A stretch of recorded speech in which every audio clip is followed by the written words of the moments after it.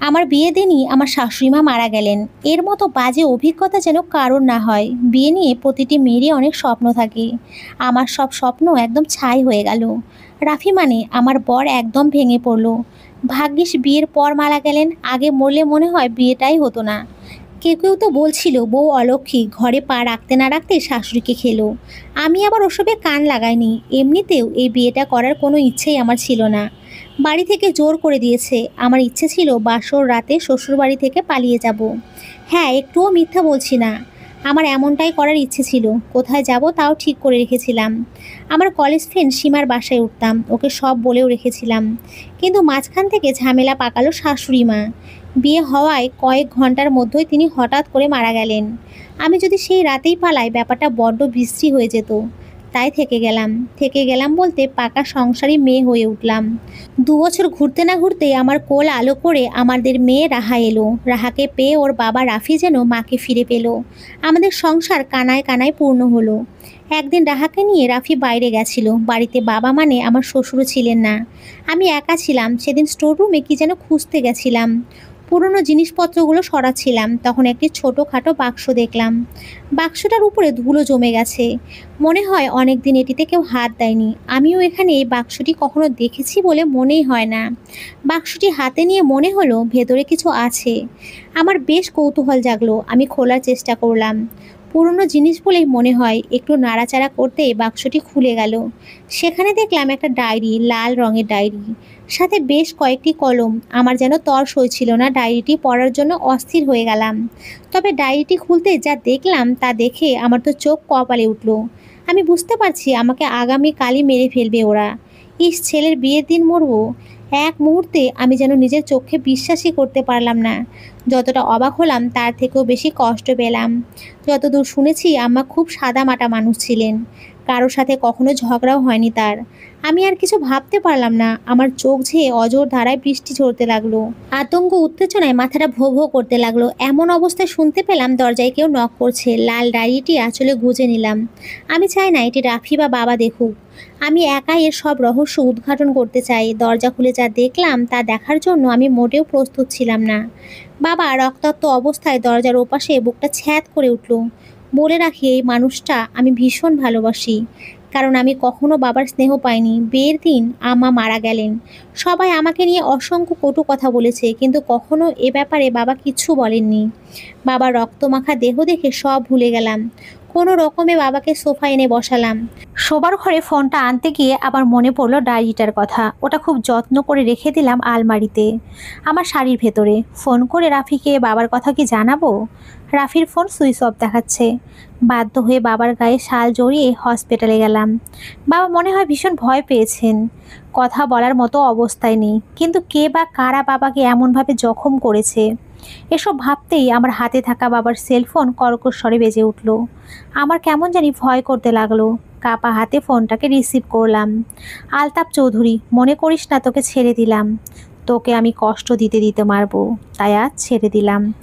কে বলছেন? Hello hello. ওপাশ থেকে আর কোনো সাড়া পেলাম না। এমনি থেকেই আমি ভয়ের মতো ছিলাম, এখন যেন সেই ভয়টা আরও বেড়ে গেল। আমি বুঝতে পারছি আমার হাত পা কাঁপতে শুরু করেছে। এ সময় রাফিকটাকে পাশে পেলে ভালো হতো, কিন্তু সে কোথায়? রাহাকে নিয়ে তো বেশি দূর যাবার কথাও ছিল না। তবে ওদের কি কোনো বিপদ হলো? তোর চাই। আমি এসব কি ভাবছি? আমরা যখন কোনো ঝামেলার মধ্যে পড়ি তখন প্রকৃতি শুধু ঝামেলার কথাই মনে করিয়ে দেয়। এটা যেন চিরন্তন একটা নিয়ম। মাম্মাম শব্দটা শুনেই আমার কলিজা ঠান্ডা হয়ে গেল। মাথা ঘুরে তাকিয়ে দেখলাম রাফি রাহাকে কোলে নিয়ে খানিকটা দৌড়ে আসছে। রত্না, বাবা এখন কেমন আছে? কিভাবে এসব হলো? রাফি, শান্ত হও, আমি কিছুই জানি না। বাবা সুস্থ হলে আমরা সব জানতে পারবো। ফোনের ব্যাপারটা তখন আর রাফিকে বললাম না। এমনি থেকে ও ভীষণ টেনশনের মাঝে ছিল। পরের দিন আমরা বাবাকে নিয়ে বাড়ি ফিরলাম। বাবা এখন মোটামুটি সুস্থ। তবে তাকে দেখে মনে হচ্ছে তিনি কোনো বিষয় নিয়ে ভীষণ ভয়ে আছেন। এই অবস্থায় তাকে গতকালের ফোন কলের কথাটা বলা মনে হয় ঠিক হবে না। এমনি থেকেই বাবা হার্টের রোগী। বাবাকে নিয়ে আমার ভীষণ ভয় হচ্ছিল। তাই সারাদিন তাকে চোখে চোখে রেখেছি। বিকেলে বাবাকে ওষুধ খাওয়াতে গেলাম। দেখি বাবা ঘুমিয়ে পড়েছেন। ঘুমের মধ্যে স্বপ্ন দেখছেন আর থর থর করে কাঁপছেন। তার পুরো শরীর ঘেমে গেছে। আমি বাবাকে আস্তে করে ২-১ বার ডাকলাম, বাবা বাবা। কে কে? আমি বাবা। ওহো বৌমা, হ্যাঁ বাবা। আপনি কি স্বপ্ন দেখছিলেন? হ্যাঁ হ্যাঁ মা, একটা বৃষ্টি স্বপ্ন দেখে ভয় পেয়ে গেলাম। আমি ফ্যানটা ফুল স্পিডে চালিয়ে দিলাম, বাবাকে ওষুধ খাওয়ালাম। এরপর একটু সময় নিয়ে জিজ্ঞেস করলাম, বাবা আপনাকে একটা কথা বলি। হ্যাঁ মা বলো। ইদানিং আপনাকে কেমন জানি অন্যমনস্ক, আতঙ্কিত মনে হয়। মনে হয় সব সময় ভয়ে ভয়ে থাকেন। না না না মা, তেমন কিচ্ছু না, বয়স হয়েছে তো। জানিসই তো হার্টের অবস্থা ভালো না। বাবা, সত্যি করে বলুন তো কাল আপনার সাথে কি হয়েছিল? বলছি তো তেমন কিচ্ছু হয়নি, একটা গাড়ির সাথে ধাক্কা খেয়েছিলাম। আমি বেশ ভালোভাবেই বুঝতে পারছি বাবা মিথ্যা বলছেন। কেউ তাকে মেরেছে, শুধু মারেনি, ভয়ও দেখিয়েছে। কিন্তু কে হতে পারে? কে হতে পারে? কে এমন আচরণ করবে মধ্যবয়সী একজন মানুষের সাথে? আমার মনে যেন ঝড় উঠেছে, হাজারো প্রশ্নের ঝড়। কাল থেকে কি হচ্ছে কিছুই বুঝতে পারছি না। এরকম হাজার চিন্তা মাথায় নিয়ে বেশিক্ষণ থাকা যায় না। রাফি বাড়ি ফিরল আধা ঘন্টা হয়েছে। ভাবছি ওকে ওই অজ্ঞাত ব্যক্তির ফোন কলের ব্যাপারে বলবো। রাতে খাবার পর ওই ব্যক্তির কথা রাফিকে জানালাম। স্বাভাবিকভাবেই ও বেশ আতঙ্ক বোধ করতে লাগলো। কি বলছো রত্না, সত্যি কি এমন হয়েছে? হ্যাঁ সত্যি এমন হয়েছে, তুমি অত অস্থির হও না প্লিজ। ওর নাম শুনেছো? আমাকে কথা বলার কোনো সুযোগ না দিয়ে কেটে দিয়েছে। রাফি আর কিচ্ছু বলল না, যেন ওর মাথায় আকাশ ভেঙে পড়লো। ধপ করে খাটে বসলো, দুই হাত দিয়ে মাথাটা চেপে ধরলো। বুঝতেই পারছি ও ভীষণ টেনশনে পড়ে গেল, কিন্তু কথাটা বলাও খুবই জরুরি ছিল। হঠাৎ রাফি দৌড়ে বাবার রুমের দিকে গেল। আমিও ওর পিছু পিছু গেলাম। রাফি বাবার রুমে ঢুকলো, আমিও ঢুকতেই যাচ্ছিলাম। সেই মুহূর্তেই রাফি বাবার উদ্দেশ্য বলল, বাবা। ও কি নিষাদ নাকি? বাবা কাপা গলায় বললেন, তুই কিভাবে জানলি খোকা? বাবা আমি বুঝে গেছি, সব বুঝে গেছি, নিষাদ বাড়াবাড়ি করছে। রাফি ঘর থেকে বের হলো, আমি পেছনে লুকিয়ে পড়লাম। আমি নিশ্চিত এই ব্যাপারে কিছু জানতে চাইলেও রাফি আমাকে কিছুই বলবে না, ভীষণ চাপা স্বভাব ওর। কিন্তু কে এই নিষাদ? কে এই নিষাদ? শুধু এইটুকুই মনে হচ্ছে নিষাদ নামটা কোথায় যেন শুনেছি, তবুও কিছুতেই মনে করতে পারছি না। এদিকে আমার ব্যস্ততা ভীষণ বেড়ে গেছে। বাবার অসুস্থতার জন্য ভাই ভাবি দুজনেই আজ আসবেন। তাদের যত্ন আত্মীর কোনো ত্রুটি রাখা যাবে না, রাফির আদেশ। তার ভাই ভাবি তো বাসায় থাকে না, তাই দুই ভাইয়ের ভালোবাসা যেন স্বাভাবিকের তুলনায় বেশি। রোকন ভাইয়ারা আমাদের বিয়ের পরই ঢাকায় চলে যান। শুনেছি মায়ের মৃত্যুর পরেই বাড়িতে রোকন ভাইয়ার অস্বস্তি লাগতো, তাই ভাবিকে নিয়ে একেবারে ঢাকায় চলে গেলেন। মায়ের মৃত্যু মনে হতেই বুকটা ধুকধুক করে উঠল। মনে পড়ল লাল ডায়েরির কথা। এই দুদিন এত ব্যস্ত ছিলাম, কোনোভাবেই ডায়েরির কাছে যেতে পারিনি। আজকে যাব, শত ব্যস্ততার মাঝেও যাব। মায়ের মৃত্যুর রহস্য আমাকে জানতেই হবে। বাবার অসুস্থতা যেন কমছেই না। ভাইয়া ভাবি এসেছেন, তারা আসার পর বাবা আরও অসুস্থ হয়ে গেলেন। ভাইয়াকে দেখে জড়িয়ে ধরে কেঁদে ফেলেন। ভাবি বেশ অবাকই হলেন, বাবার মতো এমন সাহসী রাগী মানুষ খুব কমই আছেন। হঠাৎ তার এই ভেঙে পড়ার ব্যাপারটা কোথায় যেন গড়বড় ঠেকছে, কোথায় যেন বিশাল একটা রহস্য লুকিয়ে আছে। ভাবি আমার দেখা একজন অসাধারণ মহিলা। তিনি আমাকে বলে ফেলেন, বাবার কি হলো বলতো রত্না? বাবাকে তো কখনো এমন ভেঙে পড়তে দেখিনি। আমি কি বলবো সঠিক বুঝে উঠতে পারছিলাম না। একটু ভেবে বললাম, কি জানি ভাবি, আমিও কিছুই বুঝতে পারছি না। গত 2 দিন থেকে বাবাকে অদ্ভুত লাগছে। ভাবি কিচ্ছু বললেন না। সারাদিনের সমস্ত ব্যস্ততা কাটিয়ে রাতে আমি ফ্রি আছি। রাফিও ঘরে নেই, ভাইয়া ভাবির সাথে ড্রয়িং রুমে গল্প করছে। আমার মেয়ে রাহা এখনও ঘুমোয়নি। ওর আবার দেরিতে ঘুমানোর অভ্যাস। ওর বাবাই এর জন্য দায়ী, রাত করে বাড়ি ফেরার অভ্যাস আছে। মেয়েটা আবার বাবার ভক্ত হয়েছে, বাবাকে ছাড়া কিছুই বোঝে না। বাবা বলেন রাহার সাথে নাকি আমার ভীষণ চেহারার মিল। রাফিও বলে, কিন্তু সত্যি কথা আমি তেমন কিছুই দেখতে পাই না। 2 বছরের বাচ্চার সাথে বড় মানুষের চেহারার মিল হয় কি করে বুঝি না। হতে পারে এটা আমারই অজ্ঞতা। রাহা আছে ভাবির কাছে, ও ভাবির খুব আদরের। শুধু ভাবিরই না, ভাইয়ারও। বাচ্চার প্রতি দম্পতির দুর্বলতা থাকা অবশ্য অস্বাভাবিক না। 8 বছরের বিবাহিত জীবনে তারা মা বাবা হননি। ঘরের দরজা পেছন থেকে আটকে দিলাম, আলমারির ভেতর থেকে নীল শাড়িটা বের করলাম। এই শাড়ির ভেতরেই লাল ডায়েরিটা রেখেছিলাম। যেমন রেখেছিলাম তেমনই আছে। ডায়েরিটা হাতে নিলাম। ডায়েরিটা বেশ চমৎকার, মলাটে জড়ানো। বেশ যত্ন নিয়ে খুললাম। মনে হয় ডায়েরিটি মায়ের খুবই প্রিয় ছিল। প্রথম পৃষ্ঠায় বড় বড় বর্ণে লেখা, ঝরা পাতা, জীবনের ঝরা পাতা। এরপর মা লিখতে শুরু করেছেন মনে হয়, কিন্তু অবাক হলাম, ডায়েরির প্রথম সমস্ত পৃষ্ঠা ফাঁকা, মাঝখানের দিকের অনেকগুলো পৃষ্ঠা ছেঁড়া। এর মানে কি আমি ঠিক বুঝতে পারছি না। খুব মনোযোগ দিয়ে দেখছি। আমি প্রথম যেদিন ডায়েরিটি দেখি সেদিন আমার প্রথমেই চোখ পড়ে মুড়ে রাখা একটি পৃষ্ঠায়, যেই পৃষ্ঠা থেকে আমি আবিষ্কার করলাম আমার শাশুড়ি কারো হাতে খুন হয়েছে। উনি আগে থেকে জানতেন ওনাকে হত্যা করা হবে, তাই ব্যক্তিগত ডায়েরিতে লিখে রেখেছিলেন। কিন্তু উনি কিছু করেননি কেন? মৃত্যুর কথা জেনেও কেন চুপ ছিলেন? তাকে কি বাধ্য করা হয়েছিল? এই ব্যাপারে কি পরিবারের কেউ কিছু জানতেন না? এসব ভাবতে ভাবতে আমি প্রায় ক্লান্ত। তখনই চোখে পড়ল ডায়েরির কিছু কিছু পৃষ্ঠায় লেখা আছে। আমি ভালোভাবে ডায়েরির প্রতিটি পৃষ্ঠা উল্টাতে লাগলাম। কিছু পৃষ্ঠা পরেই একটা লেখা দেখে আমার চোখ জোড়া যেন আটকে গেল। আজ আমি জীবনের সবচেয়ে বড় পাপ করলাম। জানি না এই পাপের শাস্তি কী। তারিখ লেখা ছিল ৯/৩/৯৮। ব্যাস এতটুকুই। পুরো পাতা জুড়ে আর কোনো কিছুই লেখা নেই। কি এমন বাজে কাজ করেছিলেন মা, তাও আবার ২৫ বছর আগে? আমি আবার হন্যে হয়ে পৃষ্ঠা উল্টাতে শুরু করলাম। কয়েক মুহূর্তের মধ্যেই রাফিটা দরজায় নক করলো, তবুও দরজা খুললাম না। আরও খুঁজলাম, কিন্তু কিছুই পাচ্ছিলাম না। অন্যদিকে রাফিও রুমে ঢোকার জন্য বারবার ডাকছিল। ডায়েরিটি ভালো মতো রেখে দিলাম, এরপর দরজা খুললাম। কি রত্না, ঘুমিয়ে পড়েছিলে নাকি? ইয়ে মানে হ্যাঁ, একটু ঘুমিয়েই পড়েছিলাম। ওহো, কিন্তু দরজা দিয়েছো কেন? আমি একটু অস্বস্তি বোধ করলাম। কি বলবো ভেবে পাচ্ছিলাম না। রাফি বলল, আচ্ছা ঘুমিয়ে পড়ো। আমার কি আর ঘুম আসবে আজ রাতে? এতগুলো প্রশ্ন, মাথায় কি ঘুমোনো যায়? তবুও শুয়ে পড়লাম। মাথায় শুধু ওই সবই ঘুরছিল। রাফিও এখনো ঘুমোয়নি, বুঝতে পারছি। রাহা ঘুমিয়েছে। অনেক সুইট লাগছে বাবা মেয়েকে। রাফির হাতের আঙুল ধরে আছে রাহা। আচ্ছা রাফি। হ্যাঁ বলুন ম্যাডাম। তোমার আজ মন ভালো আছে তো? কেন, মন কি খারাপ থাকার কথা ছিল? না, ঠিক তা না, তবে কয়েকদিন ধরে যা হচ্ছে। ঠিকই বলেছ। আচ্ছা একটা কথা বলবো, সঠিক উত্তর দেবে তো? কী প্রশ্ন বলো? আরে তেমন কোনো প্রশ্ন না, আমার আসলে একটা বিষয় জানার ছিল। কী এমন বিষয় যা জানার জন্য আমার বউ ঘুমোতে পারছে না? রাফি, কাল তোমার আর বাবার কথাগুলো আমার কানে এসেছে। নিশাদকে? ও এই কথা, তুমি ভুলে গেছো নিশাদকে?